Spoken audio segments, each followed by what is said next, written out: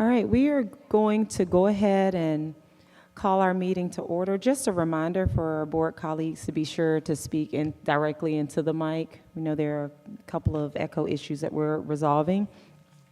So it is, let's see, my time here just disappeared.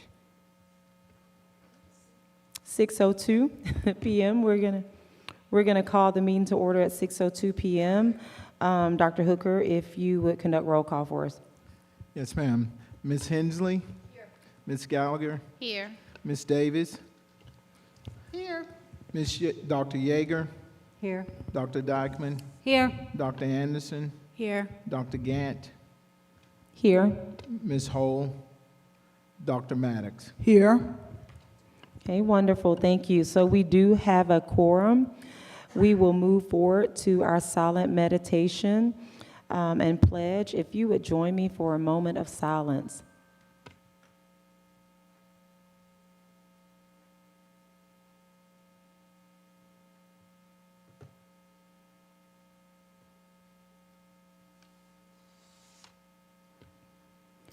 Thank you. If you are able, if you would stand and join us in the pledge. Pledge allegiance to the flag of the United States of America and to the republic for which it stands, one nation, under God, indivisible, with liberty and justice for all.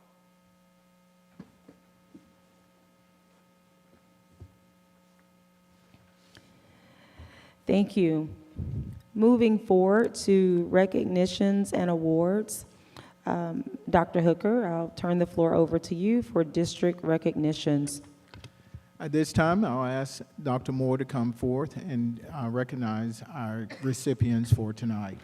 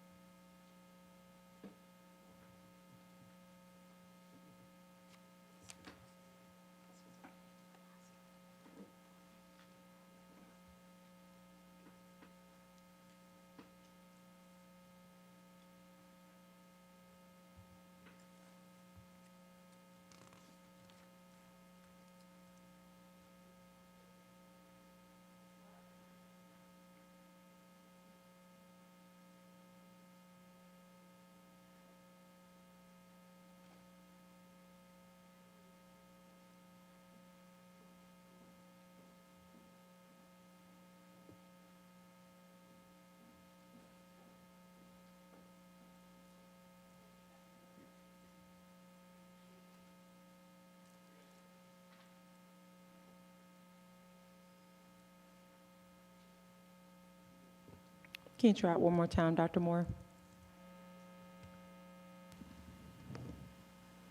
Hello? There we go. Thank you, Dr. Hooker, and good evening, Dr. Gant and board members.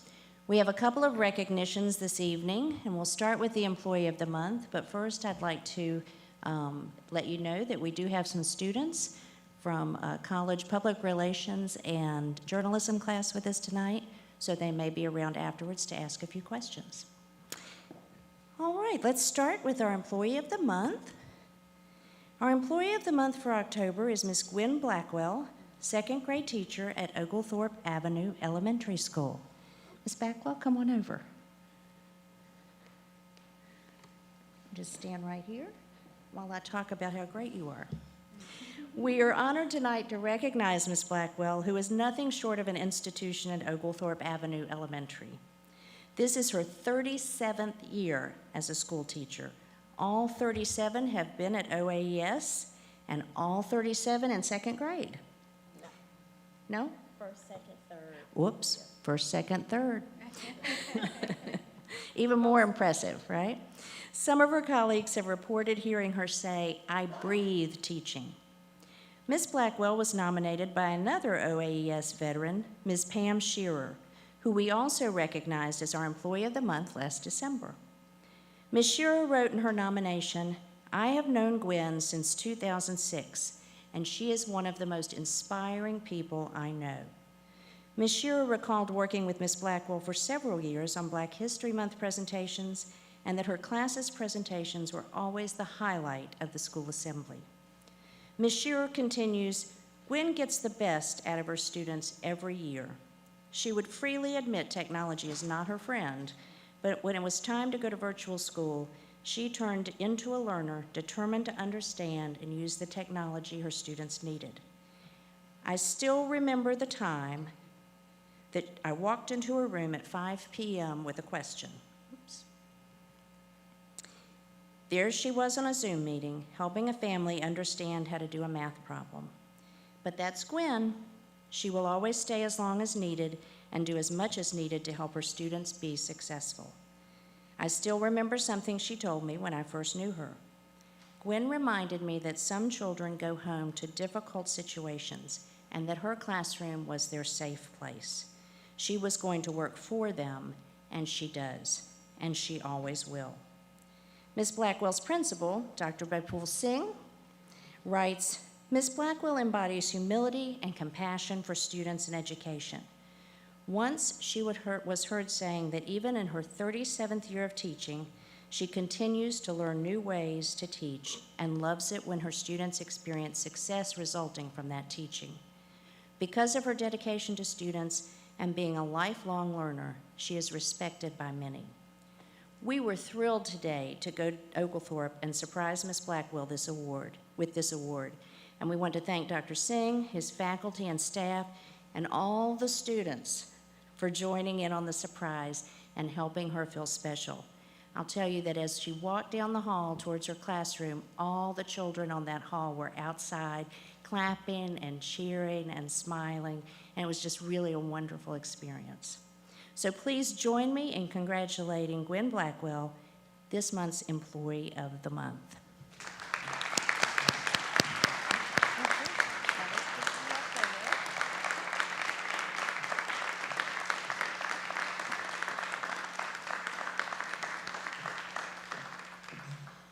We're going to take a few pictures. So Ms. Blackwell, if you'll come to the middle here and stand, they'll come to you this time. This may be the only time, but we're going to take a couple of pictures. And then Dr. Singh, if you will go up and stand next to her.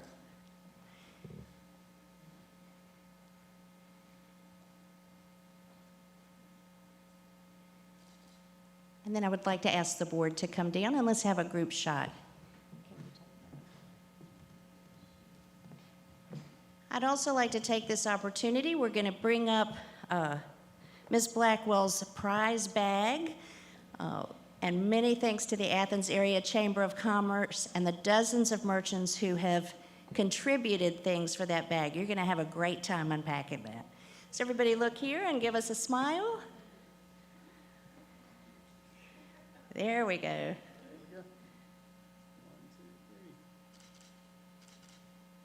All right, thank you very much. You're going to need help with that. Please join me again in congratulating Gwen Blackwell, our Employee of the Month.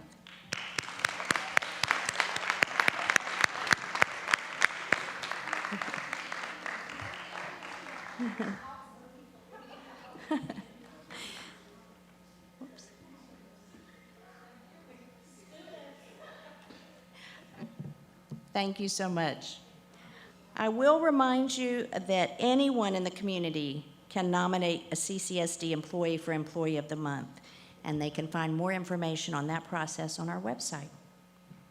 Next up, we have our Teacher of the Year finalists.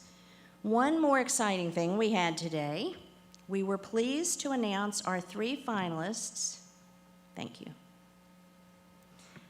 Our 3 finalists for CCSD Teacher of the Year. As you know, 1 teacher is selected from each school, and from each of those, 3 finalists are selected. The winner of our Teacher of the Year and Support Person of the Year for the district will be announced at next Thursday's banquet in their honor. We are pleased to announce the 3 finalists, who are Holly Eight from Cedar Shoals High School, Ashley Langford from Cleveland Road Elementary School, and Sean Simpson from Clark Middle School. Dr. Crosland and Dr. Worthy traveled around to the schools today to surprise these finalists with the announcement. These finalists will be evaluated in their classrooms early next week, and as I said, our district winner will be announced next Thursday at the Teacher of the Year, Support Person of the Year Awards Banquet. Today was another great day in Clark County School District, and I'm so pleased to be able to share that with you. Thank you all very much.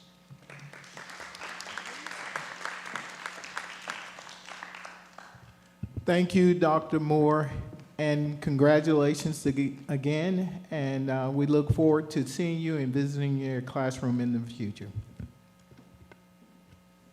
Thank you. We will move forward to board announcements. Are there any announcements?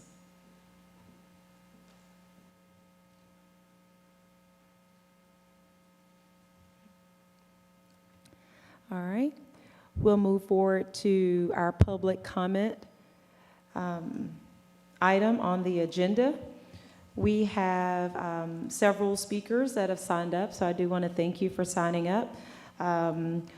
You will have a total of 3 minutes to read your letter or to express your comments, and just a reminder that public attacks will not be tolerated. And so the first speaker that I have is Iris Rocker.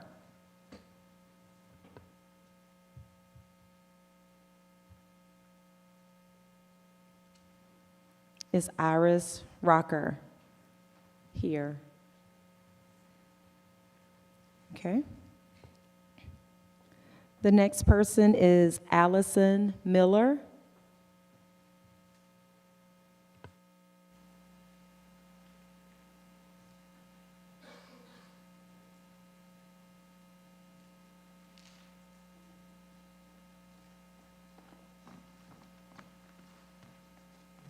Hello. Okay. I'm not used to microphones, so. Hello, my name is Allie Miller, and I'm the parent of a third grader at Oglethorpe Avenue Elementary School. I'm here to read a statement from a former veteran teacher at my child's school. Good evening, board members, and welcome back, Dr. Hooker. I'm writing to bring your attention to the issues that are pervasive throughout this district, but significantly impactful at Oglethorpe Avenue Elementary School. For sometimes there have been a lack of quality leadership who are willing to make decisions and accept responsibility at the school and district level. Highly effective school leaders have been moved, promoted, and pushed out. Some were replaced with less than stellar candidates. While it is acceptable and even beneficial for an organization to have opportunities for growth and upward mobility, in the recent past, that occurred at an alarming and destabilizing rate. Most of these new leadership positions were created at the district level, which perhaps intentionally created a disconnect between the superintendent and schools. This district needs to seriously consider the value of any and every position that does not directly work with or impact families and students. How many people do we need to supervise our school leaders when that falls under the job description of the superintendent? How can we maximize the knowledge and leadership that already exists within our school staff? This community needs support from our school district, and that simply does not come from a larger administrative body. We need boots on the ground talking to people and helping solve problems. At OAES, there are 2 leadership supervisory personnel, one of which started this school year in response to the outrageous events of last school year. I believe these positions made it possible for an inefficient and incompetent leader to negatively impact an entire school community without any district intervention until the problems became so immense that they garnered the attention of the local and national media. Prior to the creation of the second leadership supervisor, there were many staff complaints and reports, news articles, and public outcry. The sole supervisor defended the poor choices and action of the OES leadership. Problems persisted, and conditions in the school became exponentially worse. I would venture to guess that doing anything different could be perceived as a reflection of their job performance. At no time did someone in the district step in and attempt to offer solutions. In fact, a committee was initiated and formed by parents and teachers to address all of the problems at OES. Additionally, it was often the OAES staff who were blamed and accused of not being accepting of the school leaders. I encourage you to talk to all newly hired staff members for their opinions. This district has become mired in the extensively complicated administrative procedures. For each point of contact, you're directed to someone else who inevitably is not the appropriate person to help address the problem.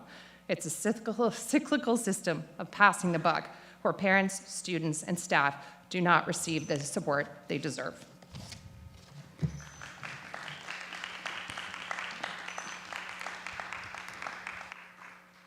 Thank you, Allison. Next is Stephen Krim.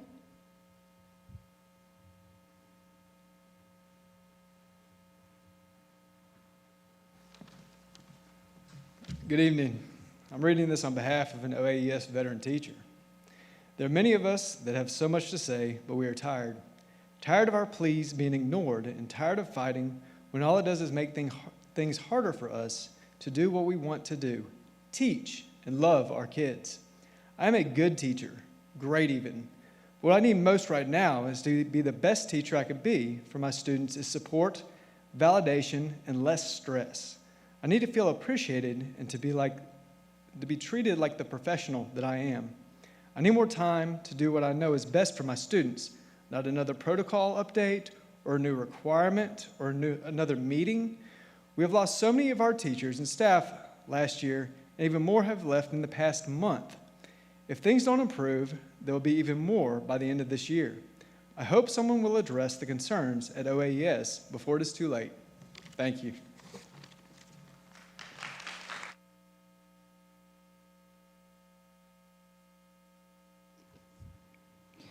Thank you. Emily Krim.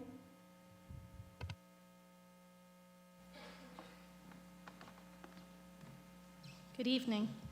I'm reading this on behalf of a veteran OAES teacher. I'm a veteran teacher and am no stranger to the difficulties and intricacies of this profession. Despite and because of that, I love the nature of my calling and what I get in return for my efforts. There is no monetary value in witnessing a child grow, but it sustains us when times are difficult. In both academic and social emotional ways, it's always made the struggles worth it. But here we are after 2 full years of in-person learning, 4 years with our current principal at OAES. There is little attempt to help, listen, and support teachers. Teachers are blamed, threatened, undermined, and unheard. Leadership and LSGT meetings are either canceled or controlled by an administration that does not want input from team leaders. Highly credentialed veteran teachers have been moved out of their classrooms when they speak up or don't, quote, fall in line. Our admin just walk past when children are in crisis, do not respond to calls on the walkie for behavior support, and scoff at the need of admin support behind their speakerphone calls. I dare you to ask our admin how many times they've been into classrooms this year, especially those needing severe behavior supports, and to then ask the teachers to just call parents in the middle of instruction. To see administration leave the building during evening events before teachers with parents and students in their classroom is shocking and occurred just even last week during conferences. When our former receptionist was told to come back to school after her contract hours because a bus rider was being brought back to school while admin drove home speaks for itself. Correspondence from the district is curated, guarded, and withheld. We feel the district has abandoned us. We were hopeful with the new administration 4 years ago. A strong male role model would surely be just what our students and staff needed. It was surprising to see we got none of that. To go back to my first statement, we realize this profession is ever-changing and incredibly challenging. Teachers at OAES feel the real desire to meet the needs of our students, but we need the support of our admin to lead and guide us, not hide from us. I'm beyond sad and disappointed in the state of our school. I wonder if anyone cares. Just like the behavior calls for our trying students, we've asked for help, and no help has come. District and community members, please don't just hear our pleas, but answer and send help. Thank you.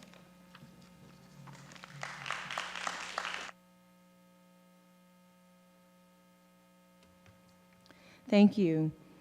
Mary Anna Axon.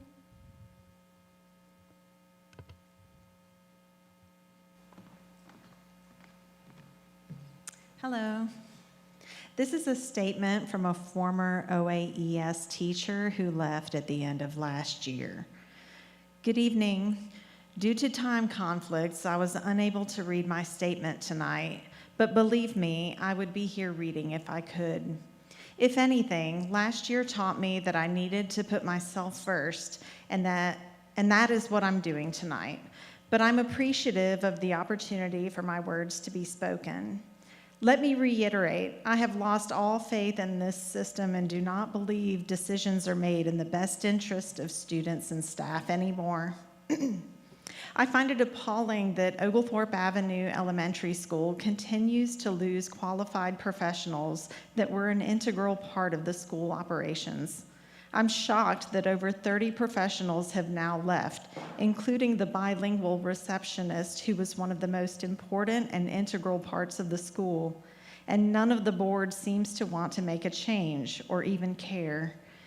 Does the Better Together theme only apply to the board office while OAES continues to bleed resources? Because according to the district, it is a better idea to lose over 30 professionals than to start fresh with new leadership. It seems to fit well with the oops, our bad mantra the district has had since January 2022. A class of students left behind during a bomb threat evacuation? Oops, our bad. A symbol of the LGBTQ+ community compared to a Nazi flag? Oops, our bad. My children are getting ready to age into the school system, and as a supporter of public schools, as well as a current district employee, I cannot justify enrolling them here with me. How do I know they won't be left behind during a bomb threat evacuation? How do I know they'll be safe in a school when the district seems to openly support, welcome, and celebrate ineffective leadership? We're coming up on 11 months of parents and staff begging for help, which started with a letter to district officials delivered on December 17th, 2021. 11 months, and all you can show is over 30 professionals gone? With a board office with individuals with educational backgrounds and higher level degrees, it is shameful and a disservice to this community. Do better. Thank you.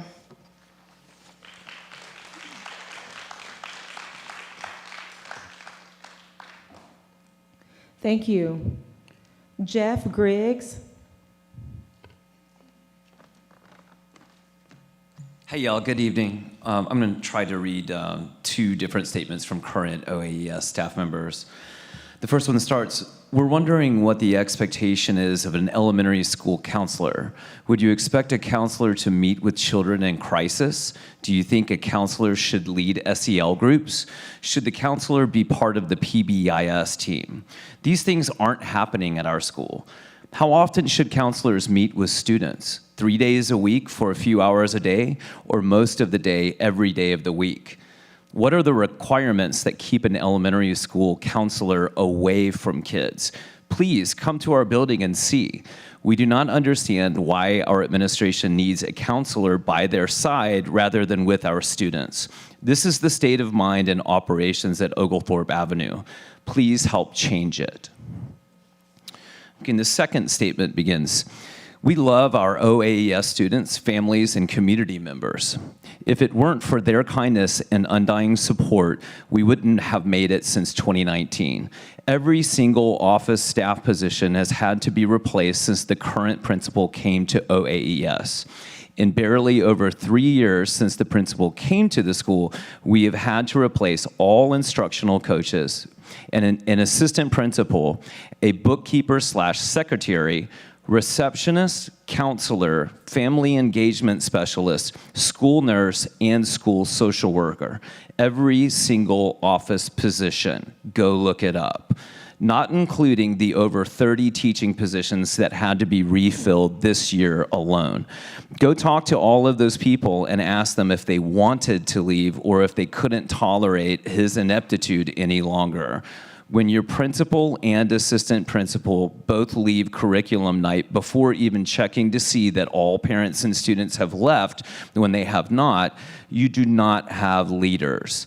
When your entire office staff leaves early on a conference day and tells teachers they must go open doors for parents in the office because nobody will be there to let them in the building, you do not have leaders. Crazy, right? It's beyond comprehension. They left at 3:45. The captain should always be the last off the ship. They don't hold themselves to the same standards they set for their staff. He doesn't respond to emails because he doesn't want anyone to be able to document his responses. Instead, we are told, if you don't get a response in 24 hours, come see us in person. When? We are busy teaching or in our own meetings or doing other duties. His doors are closed and he hides out of sight unless the supervisory principal on special assignment or district personnel are around. It sure is a whole lot easier to intimidate people when you don't have proof of it in writing. So there's a little bit more to this, but I think you get the point. Thank you very much.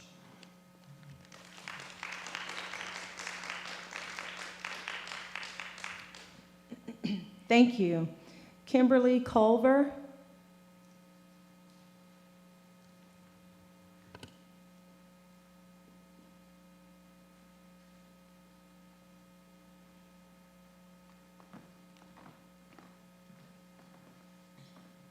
Good evening.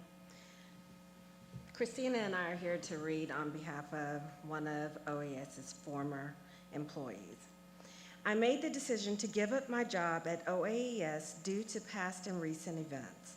Over the last year, I have seen, leaving from our school, the principal assistant, coaches, teachers with a long history of working in the school, the psychologist, school staff leave the principal's office crying, including me, for the unkind and unprofessional treatment on his part.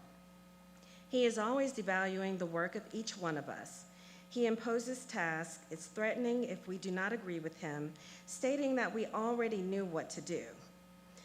While some staff he would permit to go pick up lunches for admin, taking long amounts of time eating together in the conference rooms, others he would not allow to even take time off for appointments. He would tell them if they took time, others would have to do their jobs for them. Repeatedly, the principal and other admin would be called to help the teachers for behavior problems, and often there would be no response from any of them. Only a few weeks ago, there was an incident at the school. Some students went to the office due to behavioral problems, and they were left to wait there. They were called back to the assistant principal's office where she met with them. After a while, one of the children's mother was called regarding the situation. The child was with the assistant principal and the behavior interventionist when suddenly the child ran out crying and ran out of the school towards Oglethorpe Avenue. The receptionist tried to stop him but couldn't, and then the mother went out towards their car. The receptionist told the assistant principal and behavior interventionist to do something, but they turned around and told her it was no longer their responsibility, that it was now the mother's responsibility, and then they left. Rutland, the school that neighbors OAES, called the front office and advised that the student arrived there and inquired if anyone from OAES was going to go, and that they called the police. When the OAES receptionist went to check, then the assistant principal and the behavior interventionist then went to Rutland. It was amazing how easy it was for them to turn around and not acknowledge the danger that our student was in by them not initially going after the child. In mid-September, there was another situation that was disturbing. Not long after the school was out, a call was placed to OAES by the YMCA stating that a girl had arrived at their facilities that was not registered to be there. Front office personnel contacted the OAES principal to inform him of the situation. Repeatedly, they tried contacting him through cell phone, speaker, walkie-talkie, with no response. He finally responded and stated that it was the teacher's responsibility, not his, to have the teacher come to the front office and speak with the YMCA. The principal was advised that the teacher had already been contacted and stated that the child— Thank you. Oh, thank you. Yeah, thank you. All right.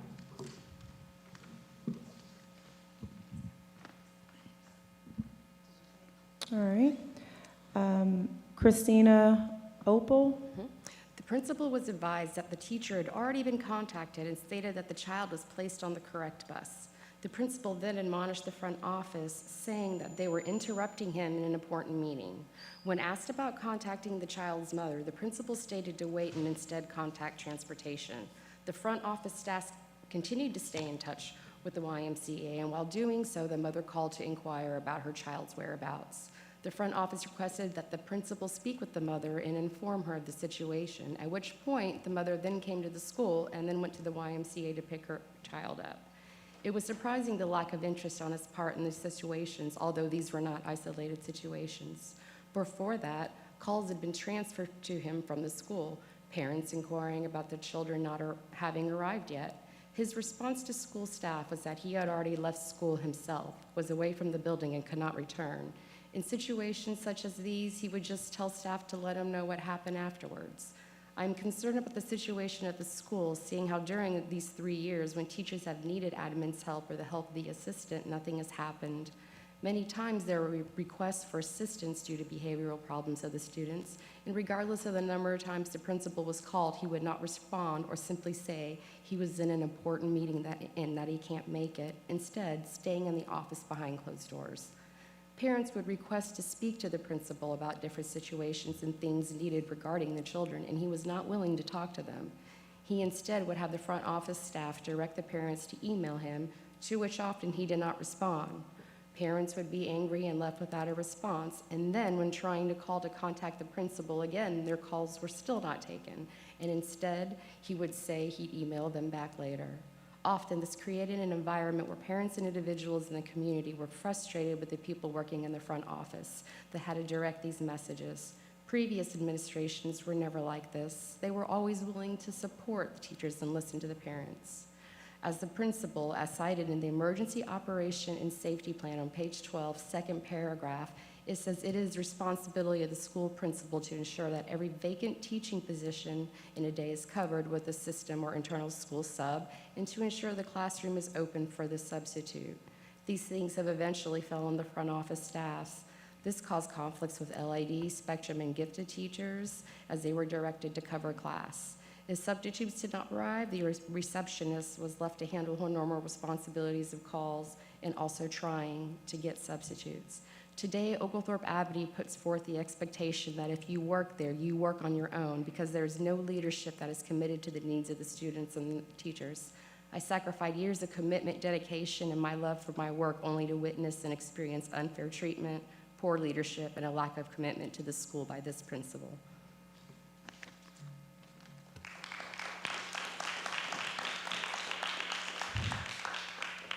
Thank you. Jamie Mays.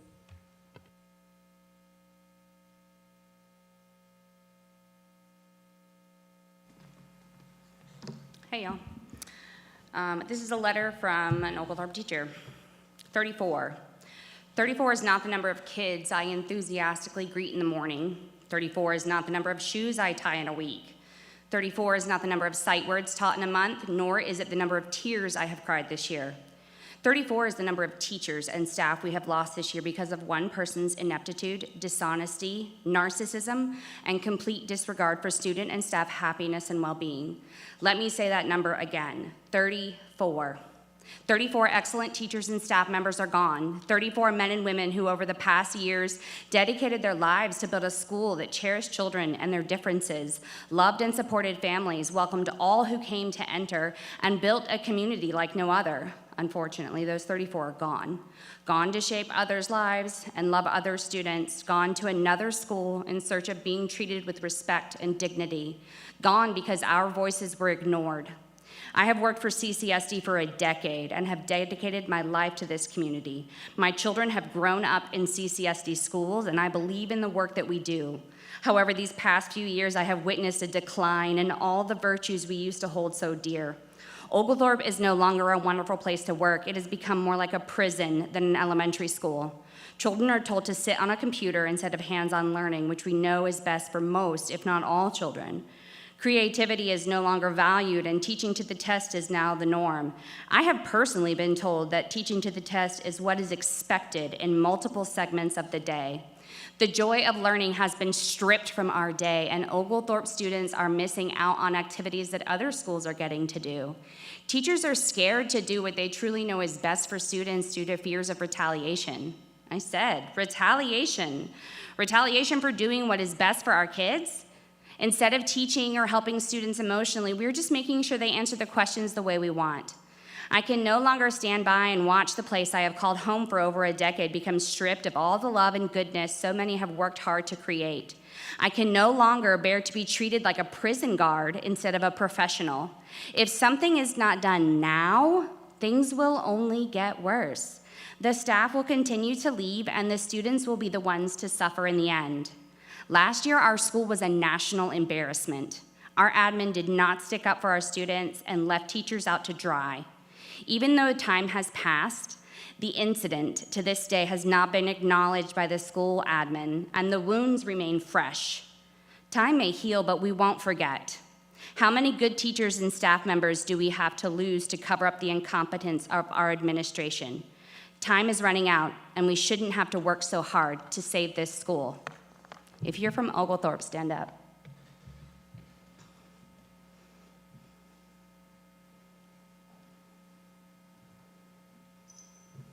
Thank you.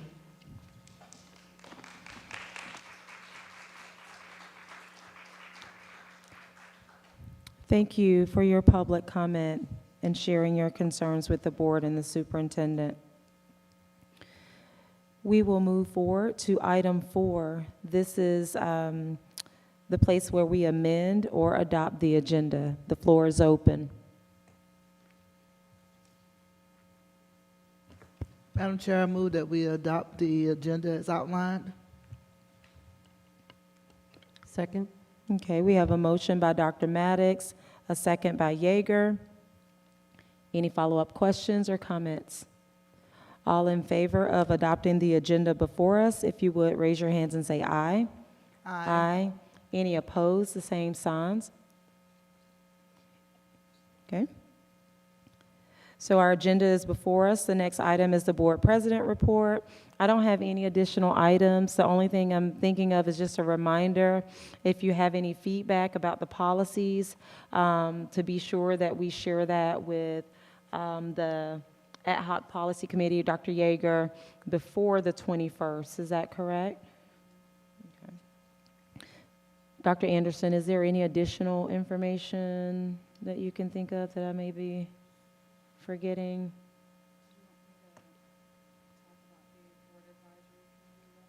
Yeah. Okay, yeah, you can. Thank you. More board advisory. So we did decide on the 3 meetings, and I know that at our last meeting, there was a discussion about assigning members to each of those 3 meetings. After our executive meeting yesterday, we kind of thought it's maybe just a better idea for members to identify times that work for them. With a couple of considerations. One, there are 2 members that are rolling off in December, so perhaps those 2 members might want to think about doing the October meeting, because that would be their last opportunity to have discourse with the public. And the newer members, including yourself, but also 2 newer members coming in, may want to consider a timeline that works with when they'll have more knowledge and perhaps be able to have discourse that's better informed, perhaps, I don't know. But those are just some things to consider when you're thinking about the dates that you want to sign up for. But those, I will send them out in a Google Drive, and just go ahead and sign up for what's good for you. I know that Ms. Gallagher did already offer to do the 26th of October, so at this point, we really only need 2 other members for the one that's most immediate. And that's it. Any follow-up questions?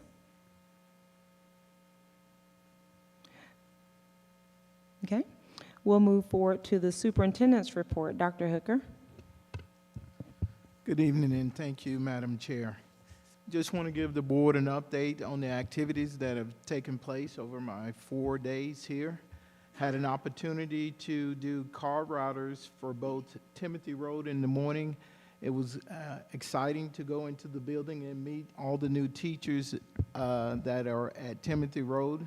That afternoon, I was able to go to Whit Davis Elementary to do car routers as well as help students board their buses and interact with them. That afternoon, I also met at Cedar, met with the principals, stayed out on the line and helped with car routers there with Cedar High School students as well as bus riders. On yesterday, had an opportunity to speak to CMS Clark Middle's faculty. That was a great interaction with the faculty on that day. No, that was Tuesday, I'm sorry. And on yesterday, met with Cleveland Road faculty, discussed with them. Also came back to the office, had LSGT training. That was a long, intensive training, but it was very good to go to the breakout rooms and listen to the great things that principals and their LSG team is doing concerning the culture of their schools.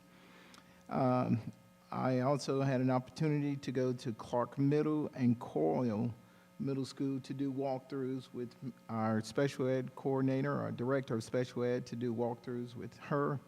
And today, had the great opportunity of speaking to Lead Athens at the Korea Academy.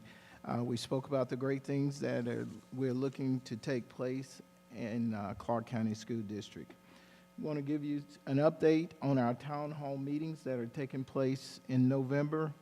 November the 1st, we will be at Clark Central High School meeting with our families from 6 to 7 p.m. November the 7th, we will be at Nellie B., 6 to 7 p.m. November the 14th, Rock Springs, we will be there. November the 17th, we will be at Cedar Shoals High School. And then on November the 30th, we'll be at New Grove Baptist Church from 6 to 7, and we're looking to work in our final meeting at Pine Woods to meet with the families as there as well. We want to engage our community to make this a more positive environment and take questions and come up with solutions, not necessarily talking about what's wrong, but how can we make things better within the district. And I look forward to you guys attending those meetings with me as well. A cabinet has been asked to come out and to help navigate and facilitate those meetings as we meet with families concerning our district. One other item I would like to share with you guys, I emailed you or texted you. I sent you a text concerning our policy concerning the divisive concept policy that we have not approved.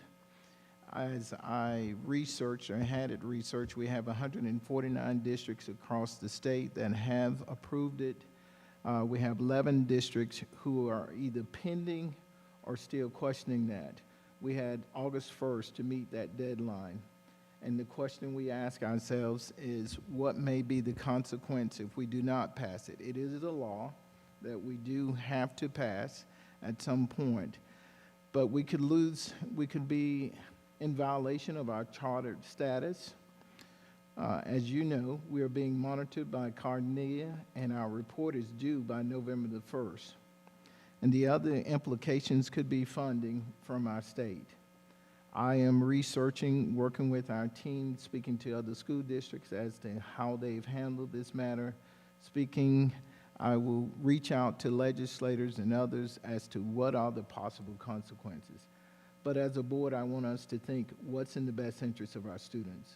I know we make individual decisions or approve things individually, but we have 12,500 students counting on us to make a decision. The decision that we make will impact them. They are our customers. We have to do what's right for our students.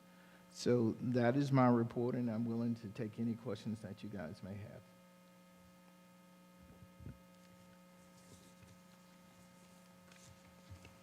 I have a question. And I apologize, I'm currently working through some issues with my email today, but with the text, did that come from the state superintendent or from the governor's office? Or was that directive? I know the directive and the law is from the governor's office. Yes, we received an email from Angela Palm, I think the other day, saying that here the districts, the state school board will be looking at the school districts that have not approved this policy. I would rather be proactive than reactive. Sure. So that's why I bring this before you tonight. Thank you. Okay.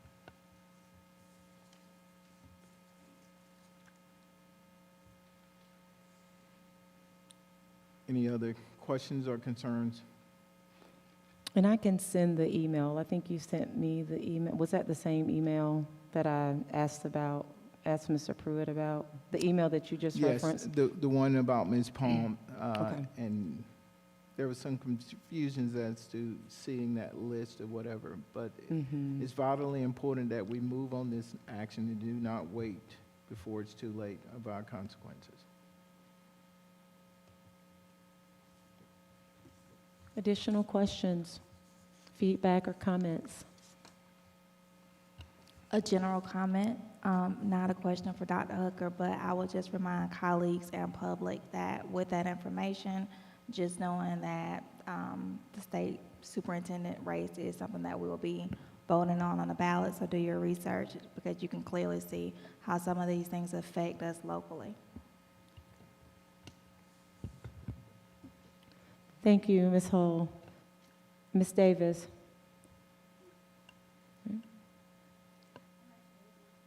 Just looking for the letter. Can you speak? I was Clo- looking for the letter. Was that shared with us? Is it? It has not been. I'll share it. I had trouble pulling it up and accessing it, but I'll So she forward just it. said in the GSBA memo. Okay. I think I have something in here from Angela. I'll look at it now. I didn't see it earlier. I will be glad to forward that letter to the board following this meeting, and if you would like, we can meet individually to discuss that.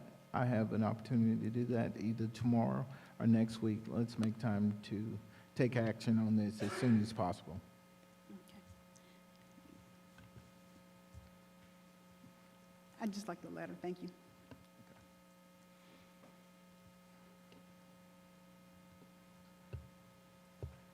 So this is the divisive concepts, and then what we're being asked to do is accept exactly what they sent to us? We have to vote upon it. It is a law.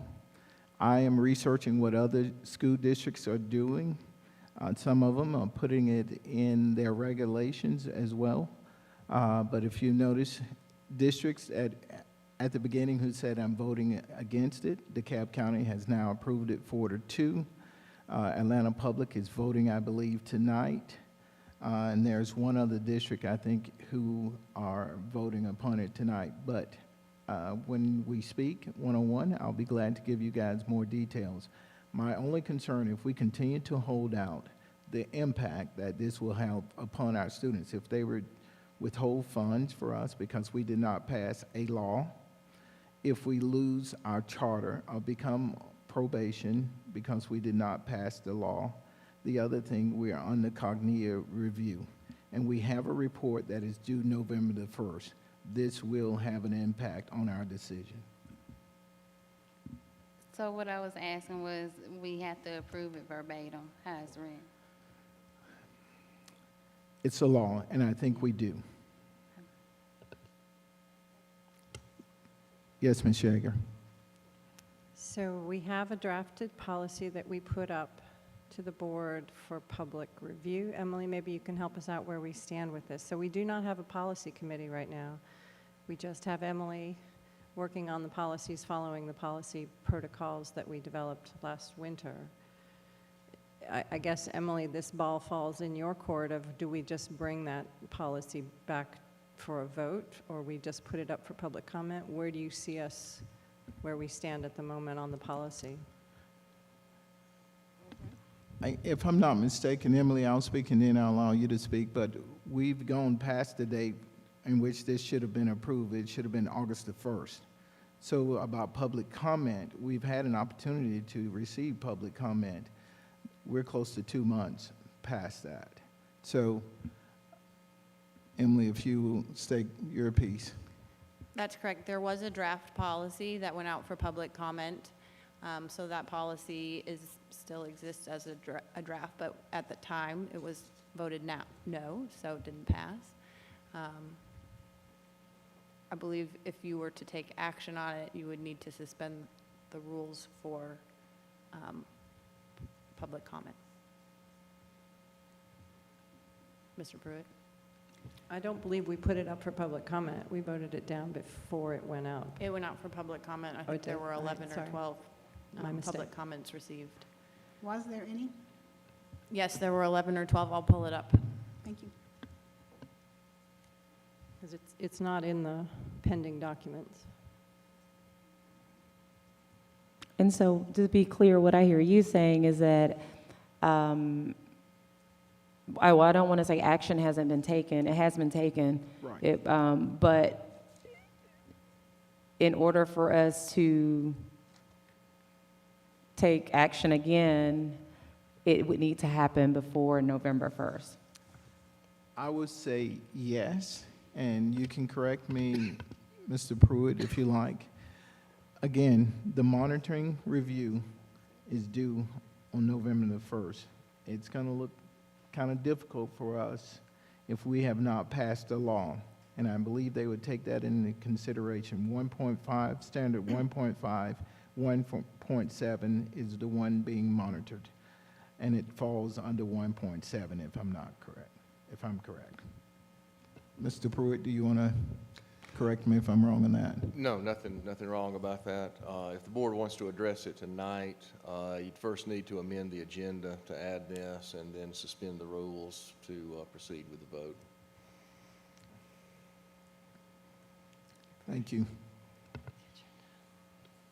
Okay, and so if it's something that the board would like to address tonight, from what I hear you saying is that we would need to take a motion would need to be made to amend the agenda and add this item to the agenda, and then a motion made to suspend the rules. Madam President, I move that we amend the agenda to add this action item to the agenda and suspend the rules so that we can vote. Can you state that again a little bit louder for me? Yes, I move that we amend the agenda to add the action item to vote on the, what is it called, the, Divisive concept. yes, Yes. divisive concepts mandate from the state, and that we suspend the rules and vote tonight. Could I Okay. ask for one point of clarity before we move forward with a vote on that? Hold on one second. Let me be sure. Your motion to amend the agenda and to suspend the rules so that we can take action on the divisive concepts. Where is your motion? Where at on the agenda? You're saying right now? Under item 8, Okay, after consent? under action items. Okay. And if I may clarify, Madam President, Ms. Palmer just pulled up the last vote. I don't think we need to suspend the rules because there actually was an action. There was a motion to approve the policy that then failed by a vote, and so it's still open for a second motion because it was simply a motion that failed. Okay, and so could you clarify what that means for us? Like, what we need to just amend the agenda? So all you need is to amend the agenda to add this. Okay, and by two-thirds vote or Correct. just? Okay. Two-thirds, correct. So just a couple of questions before we do that vote, is that okay? Yeah, we don't have a second yet, and so. Second. Okay, and that way we can discuss it. Okay. And if it needs to be amended or something like that, we can. Okay. So that becomes item B under action items? Actually, it can be B or it can be now. I don't know that it'll change the, is that where you want it under B? I really don't care. Yeah, I think we just want to make sure it's on the agenda, and I didn't Okay, want to so leave that open. Okay, so we have a motion to amend the agenda to add this divisive concepts under item 8, and we have a second, I think, by Dr. Yeager. The floor is open to discuss that motion. Dr. Anderson. So just for clarity, what we are voting on is for a procedural or a process in which parents or others can file a complaint if divisive concepts are discussed in a classroom setting. So we're not voting on the law itself because the law is already the law. We are voting to include a process for complaint within our board policies. So is that correct, Ms. Bonez? Okay, so then what I heard Dr. Hooker say just a second ago was that some districts are including that complaint procedure as a regulation rather than a policy. Is that permissible? No, I just pulled up the statute, and it actually says the Board of Education has to adopt it. But what you're voting on right now is adding it to the agenda. If it's added to the agenda, then you'll have that discussion and that vote. Okay, so first, I guess we approve to add it to the agenda. Okay, so we would still need to take action to add it to the agenda. That's the motion that's on the floor, to add it under under the action items as item B. And so we do have a motion, we have a second. So right now, this vote is just to add it to the agenda. And just to be clear, this is policy IKBB, which we voted on in August. Thank you. And it's still in Assembly if you want to look at what we voted on. Thank you. Okay. So yes, Dr. Anderson? No, I was just going to vote. Oh, okay. All right. So all in favor of amending the agenda and adding the divisive concepts policy or under the action items as 8B, if you would, raise your hands and say aye. Aye. Aye. Any opposed, the same signs? Okay. All right, so that motion passes. That item has been added to the agenda, and so we will discuss that under item 8. Does that conclude your report? Yes, Madam Chair. Okay. All right, so we'll move forward to the consent agenda. The floor is open for a motion. So moved. Second. Okay, there was a motion by Dr. Anderson, a second by Ms. Hall. All in favor of adopting the consent agenda, if you would raise your hands and say aye. Aye. Any opposed? Okay, so that motion passes. Moving forward to item 8. The first item is our personnel board addendum. Dr. Hooker? Yes, you have before you the list of individuals that we are proposing be approved by the board for tonight. And can we get your approval on those? Okay, so it's your recommendation that these items, or this list is approved. The floor is open for a motion. I move that we approve the October 13th Personnel Board addendum. Second. That was that Ms. Hall? Yes. Okay, so we have a motion by Dr. Yeager, second by Ms. Hall. Any follow-up questions? All right, all in favor of approving the Personnel Board addendum, if you would raise your hands and say aye. Aye. Aye. Any opposed? Same signs. Okay, that motion carries. We will move forward to item B, our newly added item B. And this is our divisive concepts policy. And so I will open the floor for discussion first before we open the floor for a motion. I guess my question would be for possibly Dr. Hooker and maybe my colleagues. If this is voted on and adopted by this board, are there opportunities for further advocacy to make challenges against this law? I'm not sure if there are provisions where we can advocate against that, but Mr. Pruitt, need your expertise on that. Well, certainly, I mean, the board can, as a whole or as individual members, speak to your legislators and give them whatever opinions you wish if you want them to change this statute, but right now it is the law. Thank you. Should I restate my question? Yes. Okay, so my question was, Dr. Hooker, you mentioned that you had spoken with a few of the other districts or boards who had approved it, and I thought I heard you say that they had approved it as a regulation. Some of them are looking at it as a regulations. They have not gone through with it, and I won't call the name of the board, but they're looking at it through that process. Is it legal? I don't know, because it's a law, and they ask that it be policy, if you read it. So I don't know how legal of them going through that term. Mr. Pruitt, Ms. Bonet, do you have any comment? Yes, sir. I can just read you what the statute says. No later than August 1st, 2022, each local board of education and the governing body of each charter school shall adopt a complaint resolution policy, so forth and so on. So I guess the reason, oh, sorry. It does say policy, not regulation. Right. But here's my rub. There's a lot of policies that we've been reviewing that have been redundant to state policy.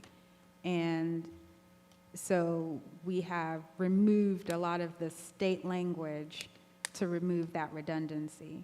But you're saying that that is not the situation here. In this situation, we have to adopt an entirely different policy that repeats the language that's in the state legislation and forces our hand essentially to just go ahead and adopt it as our own. Correct, and as you most all know, it's almost always my recommendation not to have extraneous policies that aren't required that simply repeat state law. But there are some state and some federal laws that say the Board of Education shall adopt a local policy, and in those cases, you have to adopt a local policy. In this particular case, it doesn't just give you a summary of the topic to address or what your discretion is within it. It gives you the exact wording of the policy that you must adopt.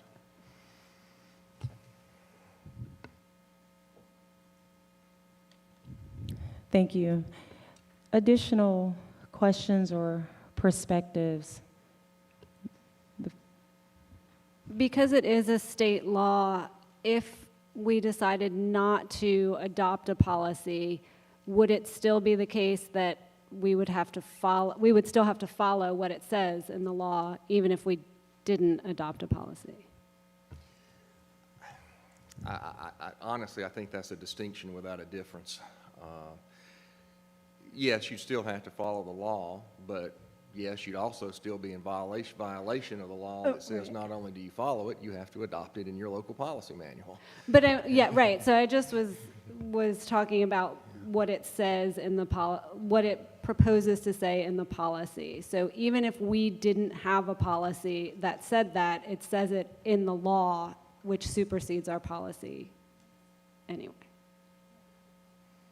Well, this isn't a case of, if you tried to put something in policy that is contrary to what's in state law, then yes, state law would supersede. But again, in this particular case, you're required to put in policy something that is laid out here.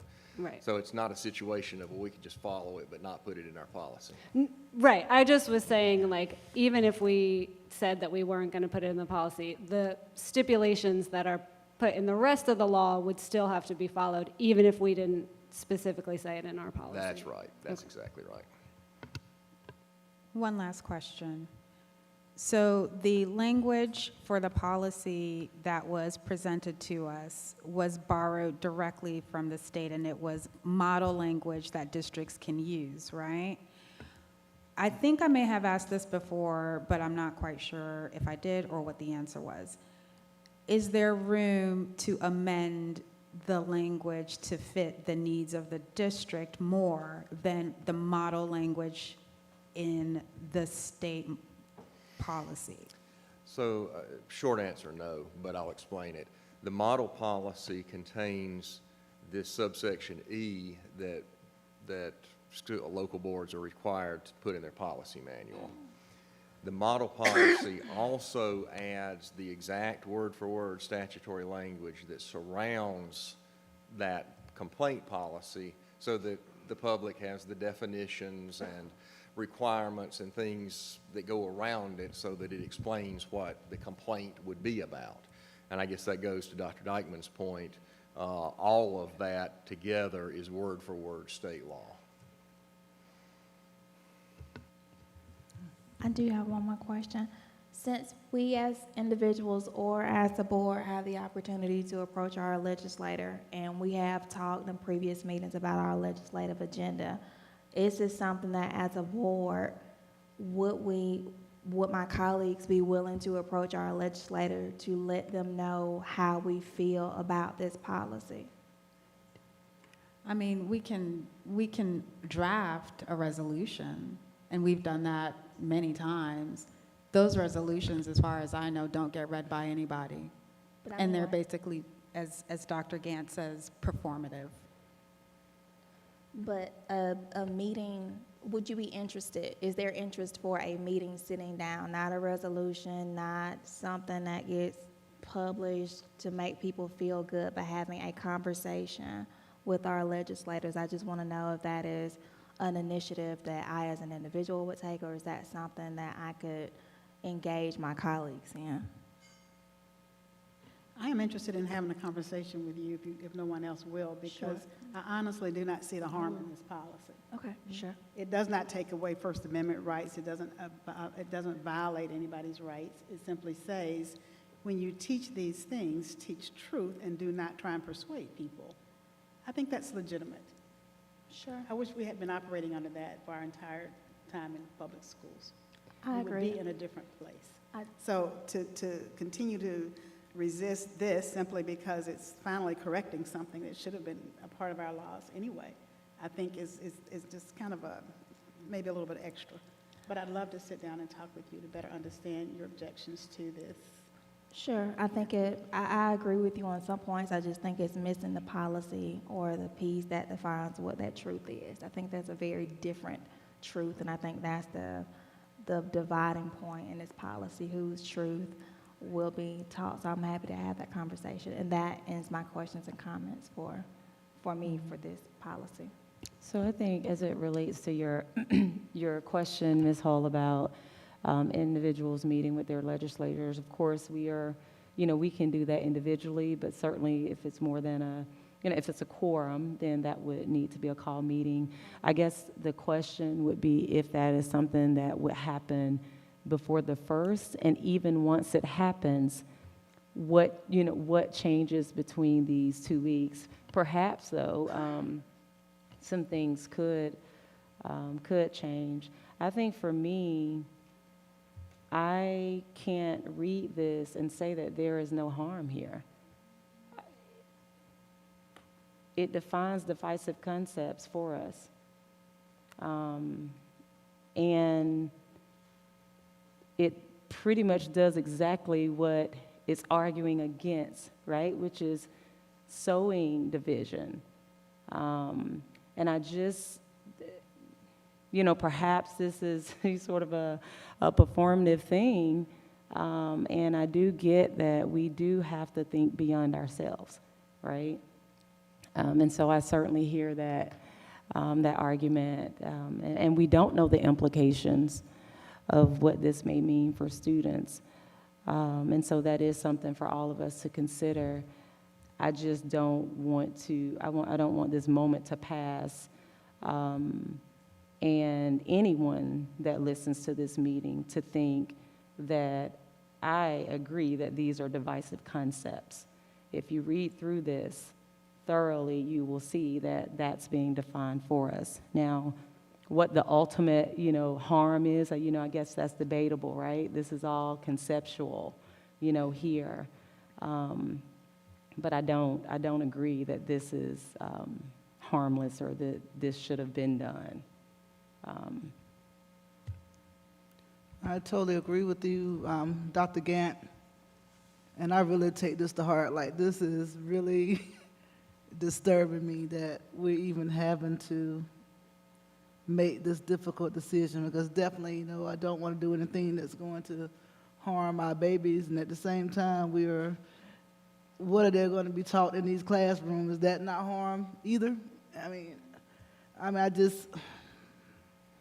It's sad that our state is at this place, because this is more divisive than than anything I've seen, and I'm so saddened by the constant, indirectly, the constant hovering over our heads since I've been on the board, with Cotnia, the threat of Cotnia being called in, Cotnia being called in. If you don't do this, then we're going to lose that. And I'm really struggling with this. Because I just don't see how you can define what divisive is. And I don't know what the implications are going to be for teachers, for parents who might believe one way. So again, it goes right back to what you said. What is divisive?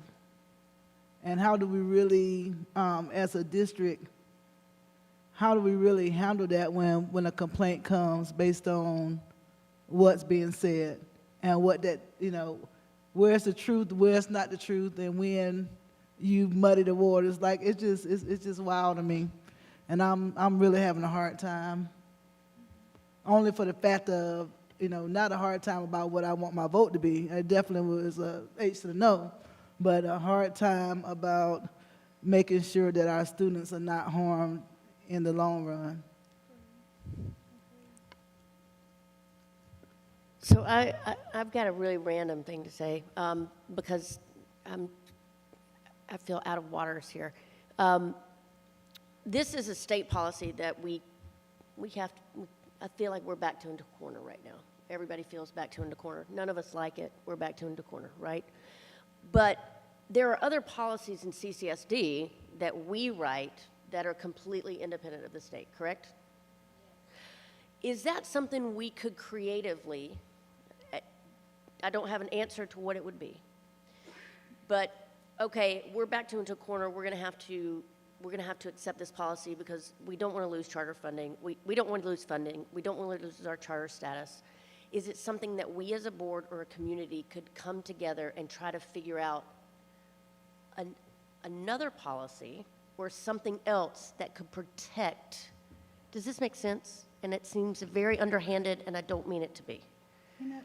But something that we could make this a priority, that we come up with something in writing that could protect our teachers, that could protect our students, that could kind of negate some of this language. I don't know if we can do that. It's a state law. It's state law. It's the law. Any So policy there's- that we have, if it contradicts the law is going to trump it. I would like to see us adopt a policy of teaching the whole truth and telling the whole story, and that would certainly negate this policy. Well, it feels, I agree with Drs. Gant and Dr. Maddox, that what this policy does is account for personal feelings of individuals in a room to determine the history that is taught by the instructor or teacher who decides that curriculum. You are introducing personal feelings into classroom instruction. And given the fact that we do not teach CRT in K-12 education, the motive here for this policy, for this legislation, is to introduce personal feelings into curriculum and to make teachers afraid to talk about the truth. That is the point of this legislation.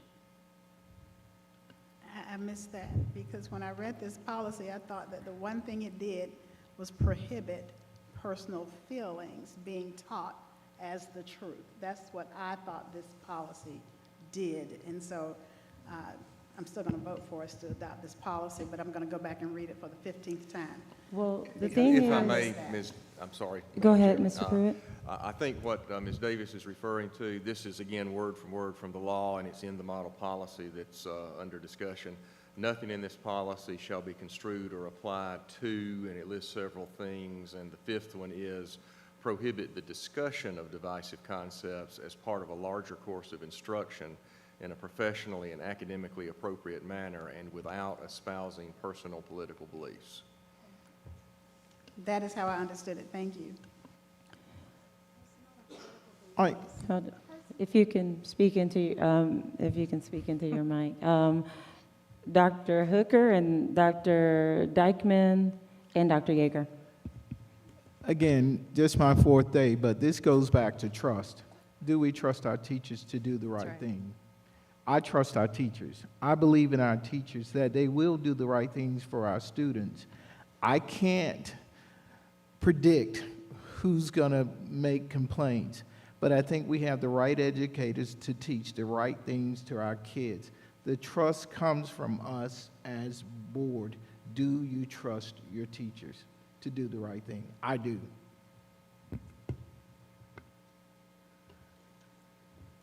I was going to make a comment similar to what Ms. Hensley said, but I wondered if there's a section in, so really this policy talks about what is the policy, or what is the process for if someone complains. And it sets it out in the law, and so we have to use that language, but it talks about the school principal or school system designee reviewing the complaint and taking reasonable steps to investigate the allegations in the complaint. And so I wasn't thinking a new policy, but I was wondering if we could, as a district, create a regulation that talked about what those reasonable steps might be. And I know that when we got public comment on this, a lot of the teachers wanted something in there that there was like a committee of people that included teachers to be part of the review process of a complaint. So I wondered if there was somewhere in here, like perhaps in a regulation, where we could further detail a process that we would use that was not in violation of this law, but maybe laid that out a little bit more.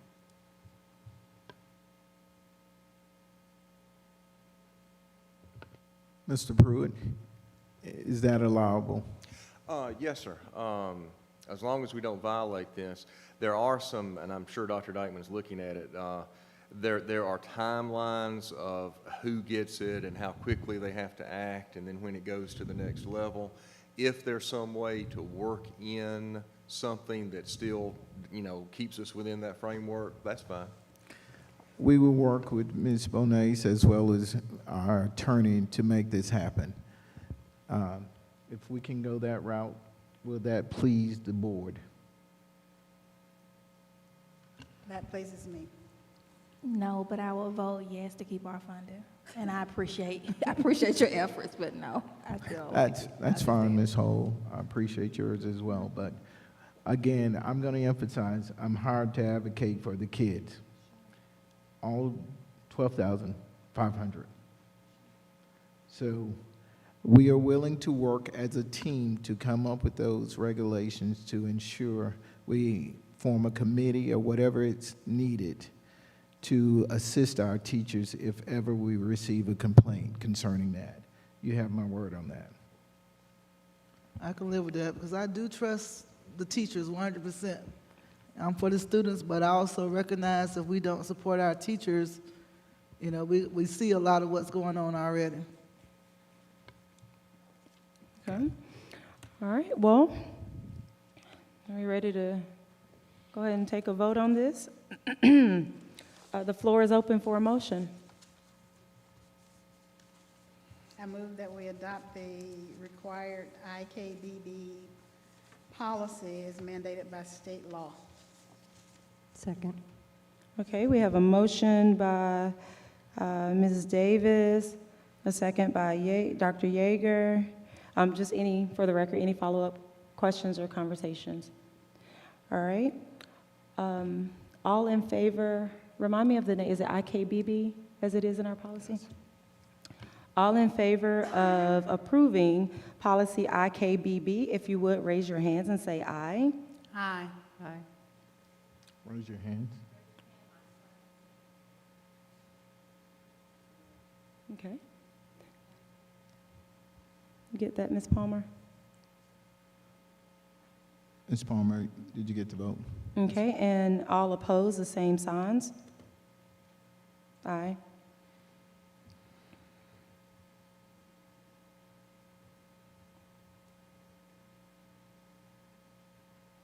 Is that a tie vote again? No. Okay. Was that, what was it? 3 no. I think Yes. it was 3 no's. Yeah. Okay, so it passes. All right, so IKBB has passed. We will move forward to adjournment. The floor is open. I so move. Second. All right, seeing there are no objections, we adjourn at 7:21 p.m. Thank you.